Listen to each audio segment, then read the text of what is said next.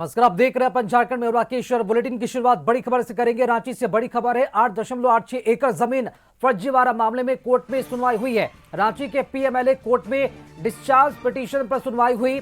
मुख्यमंत्री हेमंत सोरेन की discharge petition पर यह सुनवाई हुई है। कोर्ट ने ईडी को जवाब दाखिल करने का निर्देश दिया है। सीएम ने खुद को निर्दोष बताते हुए ये डिस्चार्ज पिटीशन दाखिल की थी। 6 दिसंबर को सीएम हेमंत ने डिस्चार्ज पिटीशन दाखिल की थी, जिसके बाद आज ये सुनवाई हुई है। ईडी ने कई बार जमीन कारोबारियों के ठिकाने पर छापेमारी की। 31 जनवरी 2024 को ईडी ने हेमंत सोरेन को गिरफ्तार किया था। लगभग 5 महीने बाद कोर्ट से हेमंत सोरेन को जमानत मिली थी।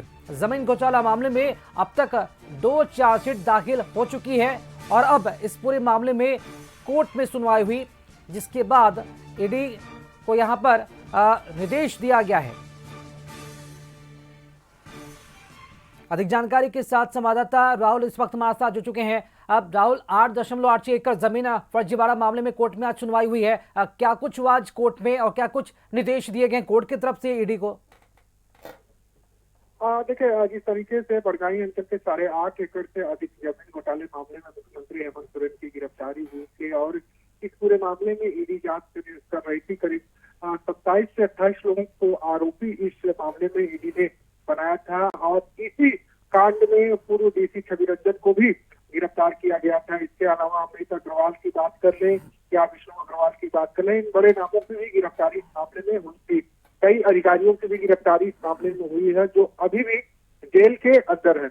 हालांकि इन सारी पूरे आरोपों को लेकर मुख्यमंत्री हेमंत सोरेन की ओर से डिस्चार्ज पिटीशन दाखिल किया गया था और आज पीएमएलए कोर्ट में इस मामले की सुनवाई हुई। सुनवाई के दौरान पीएमएलए कोर्ट ने मुख्यमंत्री हेमंत सोरेन के डिस्चार्ज पिटीशन पे सुनवाई की और ईडी को इस पूरे मामले पर जवाब दाखिल करने का निर्देश दिया है। अब देखना होगा कि ईडी का जो जवाब आता है वो किस तरीके का होता है, क्योंकि डिस्चार्ज पिटीशन के माध्यम से मुख्यमंत्री हेमंत सोरेन ने अपने आप को इस पूरे मामले में निर्दोष साबित करने की अपील कोर्ट से की है। जी राहुल, क्या लगता है कि ईडी को कोई समय सीमा भी दी गई है कोर्ट की तरफ से जवाब दाखिल करने को लेकर? देखिए, अभी तक की जो जानकारी निकलकर सामने आई है कि आज इस मामले की सुनवाई हुई थी और सुनवाई के बाद जो है ईडी को जवाब दाखिल करने के लिए कहा गया है। हालांकि जो समय की सीमा है अभी तक निर्धारित नहीं हुई थी और देर शाम तक जब ऑर्डर कोर्ट की ओर से अपलोड होगा उसके बाद जानकारी निकलकर सामने आएगी कि मुख्यमंत्री हेमंत सोरेन की जो डिस्चार्ज पिटीशन पे पीएमएलए कोर्ट में सुनवाई हुई है उस पर जवाब कब तक दाखिल ईडी को करना है।